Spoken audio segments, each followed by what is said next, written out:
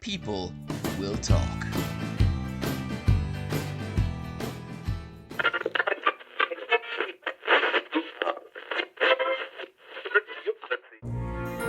Down, down, down. Would the fall never come to an end?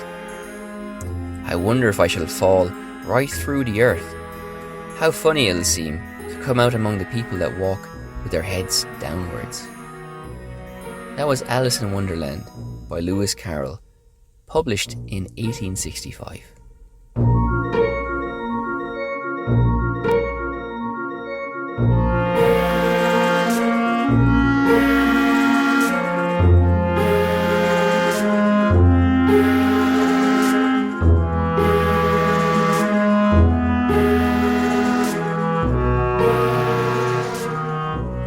Welcome to the People Will Talk podcast. Joining me in studio is Maria. How are you? I'm very well, thank you. I'm very happy to hear that as well. So, you know why I was quoting Alice in Wonderland in the introduction, or the pre-intro, because we recently went to an exhibition of Alice in Wonderland in a wonderful exhibition space here in Madrid by Plaza Castilla, if you're familiar with the geography of the city. What's the name of this special venue? It's Fundación Canal. They have several places, several venues that we've been to, but this one is kind of like the main one that they have. So we have been there a few times. The most recent one was of photographs showing Madrid from hot air balloons and all that kind of stuff, and we managed to work that into our tour. Literally like 2 seconds of explaining something, but still all gold for our tour people. And you know, we've been there before, and as a venue it's nice, it's pleasant. You go there, there's photographs on the walls, and it's a normal exhibition centre. But this time they've really pushed the boat out. They've gone all out, and they've decked the place out in whimsy and wonder and Alice things. Or you don't agree? I don't think that. No, I fully agree. I thought there was a pun there when you were saying decking, because like it's like a deck of cards. Oh, no, actually, pun was very much unintended. Well, it worked out really well, because obviously the cards are a very big part of Alice's story. Are they now? Yeah. Yes. So yeah.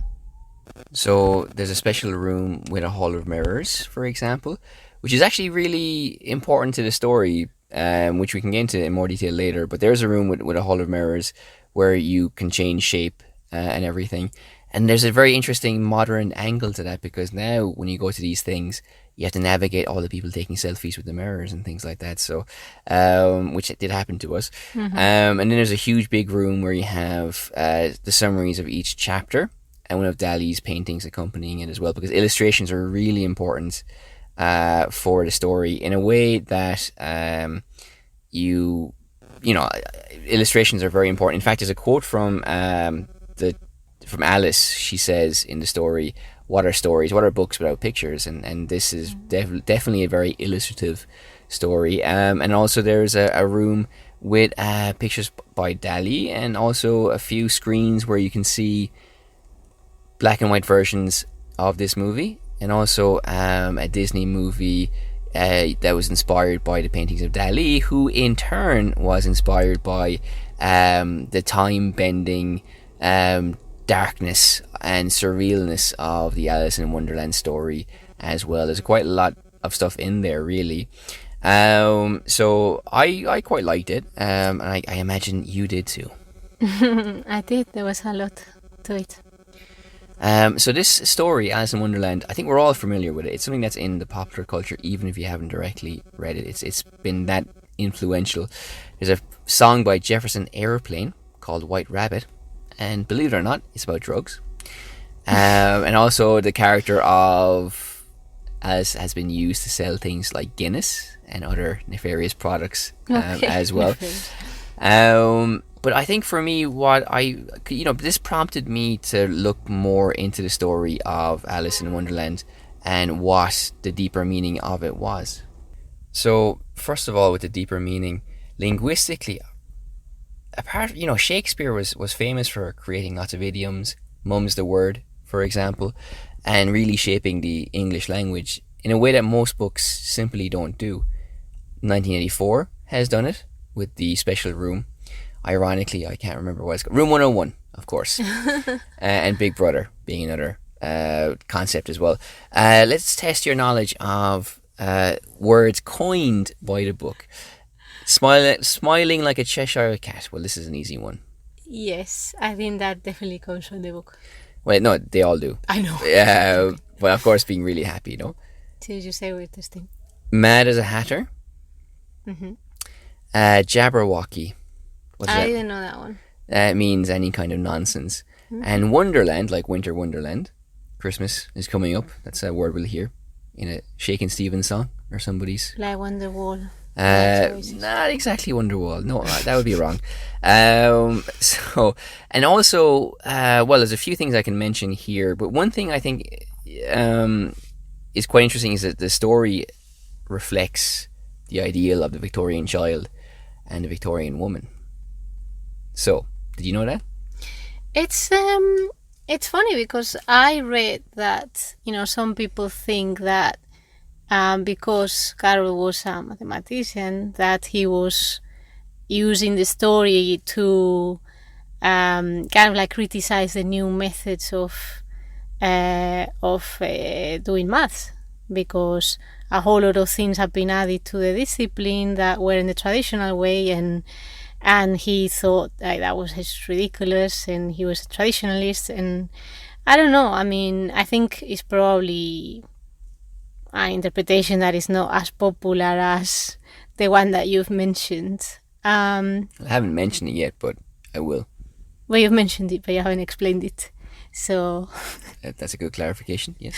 Go ahead and explain. Well, no, you did bring up science, and I think what is interesting is we've mentioned Pio Baroja before in the podcast. He's a very famous book called The Tree of Science, and there's a statue of him outside of the Retiro Park here in Madrid, and he also features in our tour.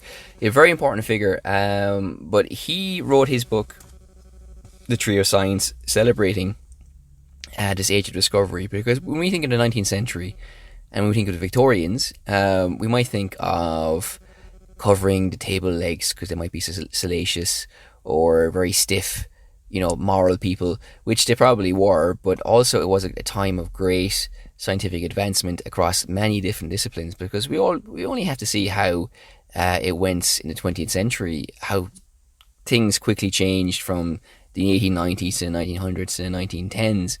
So his book definitely celebrates that, and bizarrely, even though we're talking about him, this links to Alice in Wonderland, because some people say, and of course it's very subjective, and people have loads of interpretations, and they'll write a thesis about it and whatever, and they'll extract something from it. But in its own way, it's an examination of how wonderful science is, and maybe not science per se, but the act of discovery, because what she's doing is she's discovering new things. And I guess you could say it's related to time. That's certainly something that appealed to people like Dalí. And in that sense, it's really focused on the wonder and curiosity. It's a very famous quote, which will be the title of this podcast, Curiouser and Curiouser. And it celebrates, I think, that impulse which underpins all of science, before the peer research, before the laboratory, before the test tubes. It's that impulse of wanting to learn. And that's one idea that people say can be found in the book, just to take up your point about the science. Well, I think that makes more sense, to be honest. Because somebody who's focused on, yes, he seemed to have been a bit of a traditionalist, but somebody who is so creative and imaginative, you would have thought would be interested, as you're saying, in, new ways of discovering things. So I think it makes more sense. You say a traditionalist, and that is interesting, because that does go back to my original point about the ideal of the Victorian child / woman, because in a way his book is upholding those virtues, or what was expected of the Victorian child / woman as they grew to maturity, but in a way it's also subverting it by lamenting it, because the child figure is someone who loves fun and investigating, but the character's growth in the book, and there's no spoilers here, she becomes more serious and sober and cold and rejects what her childish self would do, which is what was expected of the Victorian woman.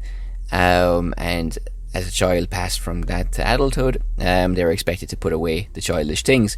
So in a sense, it's reflecting that while lamenting it as well. So in a sense, he is conventional, he's a traditionalist, but also maybe suggesting that it's not the proper way. Well, that is interesting, but also the fact that, and again, no spoilers, the fact that it is all a dream at the end. You know, it's a bit of a joke in modern days about like B movies of like Or when Dallas. something, sorry, Dallas. when something is like not very plausible at all. Sorry, you laughed there because in Spain, Dallas wasn't a thing. You thought you could like just brush over it, but no, we're not going to brush over that. Dallas was a very big TV show in the 80s. Yes, well, we were more like Falcon Crest, really. Okay. But, well. So, No, yeah. let me just finish that point. JR was a massive character in this, and he got shot. And, JR. yeah, who shot JR? That was the whole thing. And then the season where he was shot turned out to be all a dream, and he was actually alive, because I think ratings were falling when he wasn't in the show. Right. So they brought him back.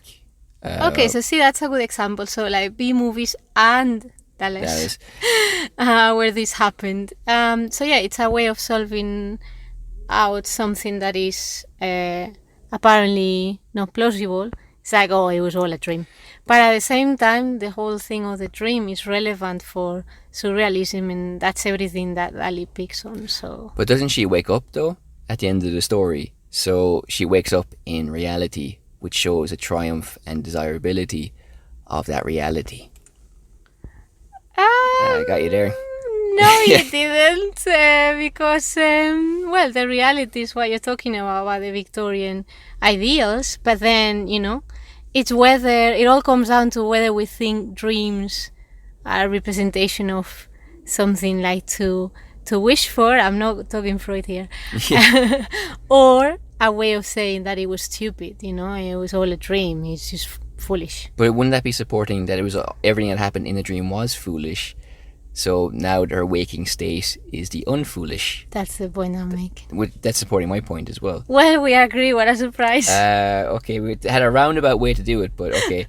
Another thing they mentioned, I've read, and I you know, they mentioned that as she goes through her identity crisis and her big change, the mirrors represent that because she changes shape and everything as well. And that's another way of reflecting and representing this change of childhood to adulthood as well. For example. So now we mentioned, we touched briefly on the illustrations also. So let's go back to how the story was created. So the writer of the story was on a boat trip with his neighbour and his children, and they wanted a story to entertain them. This is more or less the Cliff Notes version.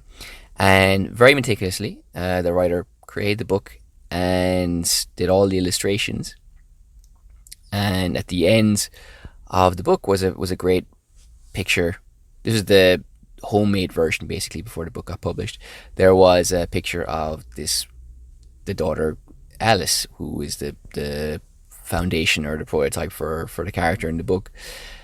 And ever since then, the illustration has been really important because the writer realized his illustrations didn't really cut mustard. He found somebody else to do it, and this other guy's illustrations of the Mad Hatter and these other characters have become iconic and have really shaped our understanding of this world in the same way, because we went to another exhibition of Dante's Inferno and we saw early as well illustrations of his book, which really changed our perception of what hell looks like and created almost forever really our visual representation and understanding of these other realms.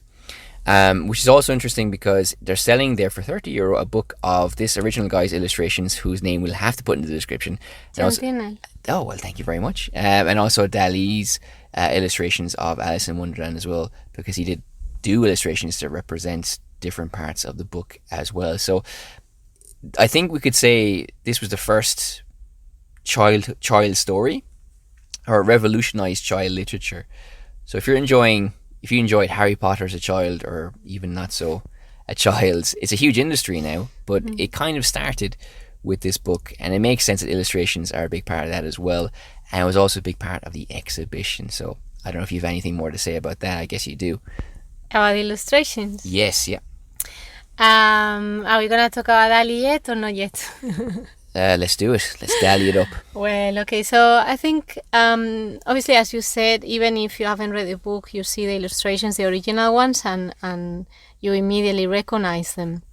And for example, the one where she's really big, or the one where, she's with a deck of cards, that's all very recognizable.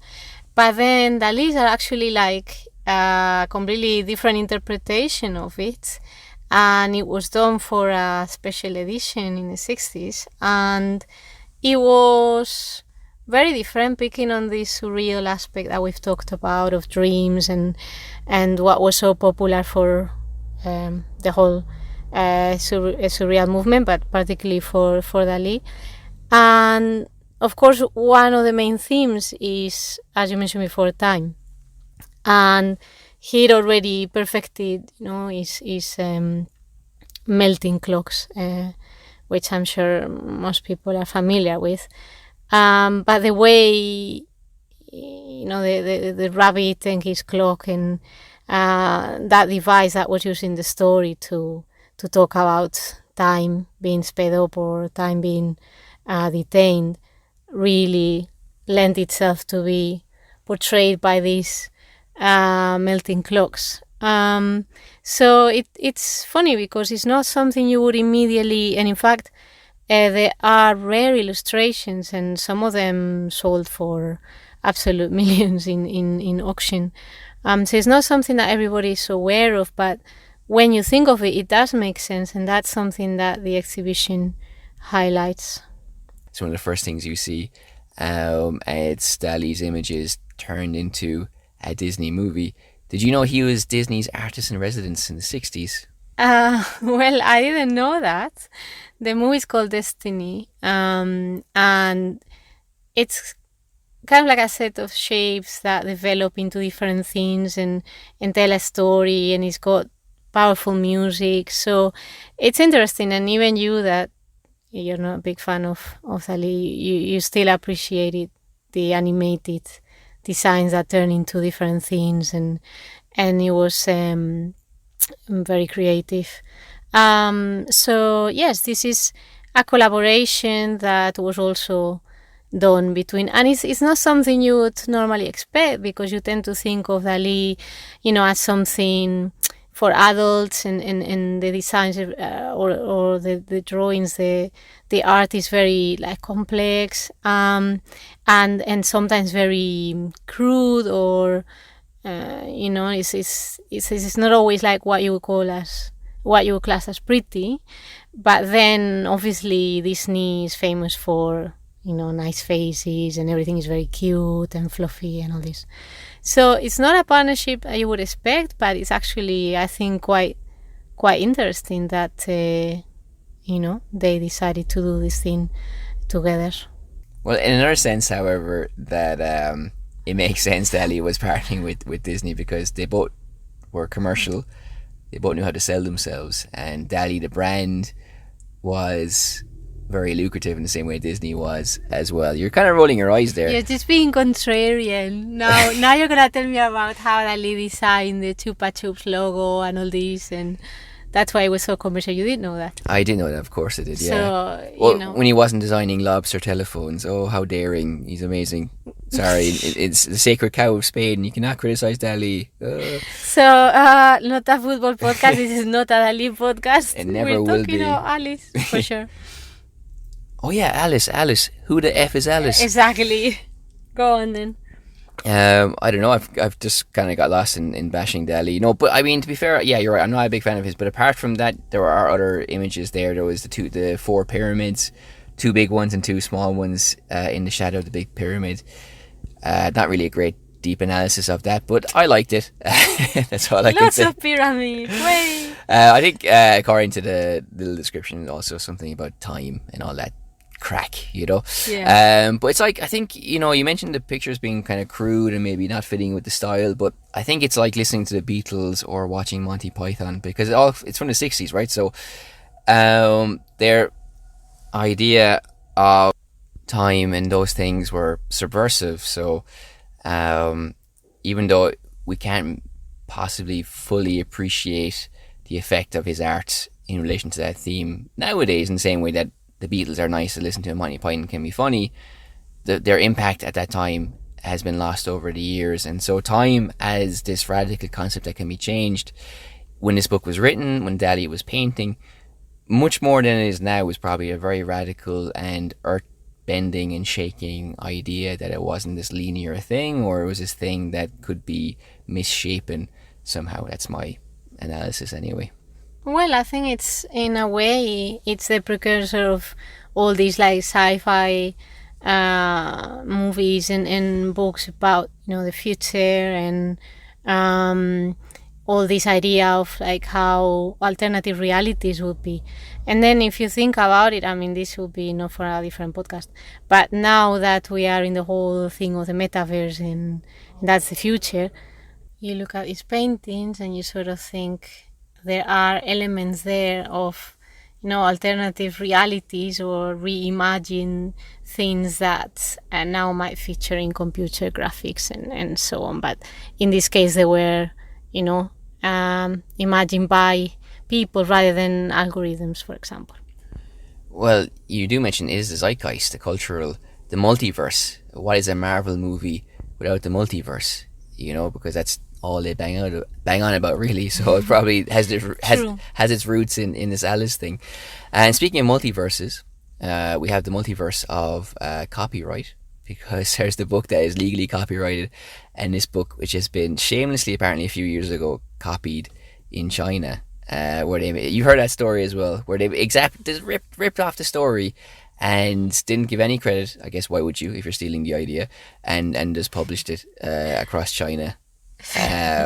Yeah, fair enough, you say. Fair enough. Yeah. No, I'm being sarcastic. Like, so well, we have spoken about it a lot, but there's a couple of other things that we should talk about as well. So I think you wanted to talk about mathematics. well, I think it's just an interesting aspect of it, because not everybody knows that he was a mathematician. And it's quite, in a way, I'm going to be controversial here and say that, you know, I don't know how many mathematicians are also storytellers. It's a joke. How many mathematicians does it take to change a light bulb or something?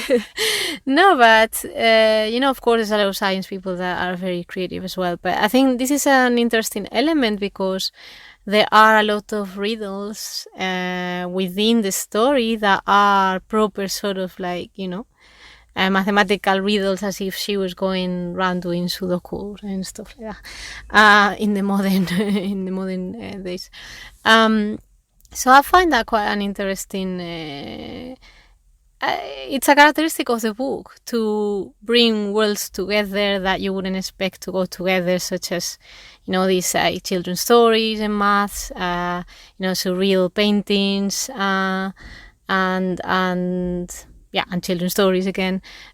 So yeah, that I think that's what I find most interesting, how these things merge in an unexpected way, and of course the content of the story is fitting of this whole kind of strange encounter between different worlds. It's a prototype video game, is what it is. You talk about the riddles. There's a character navigating a strange lands, solving riddles, and there's a boss character, because you have the evil queen, right? Yes, you are the Queen of Hearts. The Queen of Hearts, yeah. Baking tarts. That's a Patrick Kavanagh quote, by the way. So you have the elements of, you mentioned earlier, the multiverse or modern things of sci-fi, but here we have the mechanics of video games as well, which I think could be another podcast as well, because it's just a fleeting thought, not very well developed. Well, I'm sure it's already developed, but you're not going to tell us until another episode. Curiouser and curiouser. So that was our account of Alice in Wonderland and the wonderful exhibition in Madrid. Stay tuned for future episodes where we'll be interviewing people, or just talking to ourselves or each other about wonderful things. People will talk. Culture in and outside Madrid. This is me saying goodbye. And me saying bye. Good luck.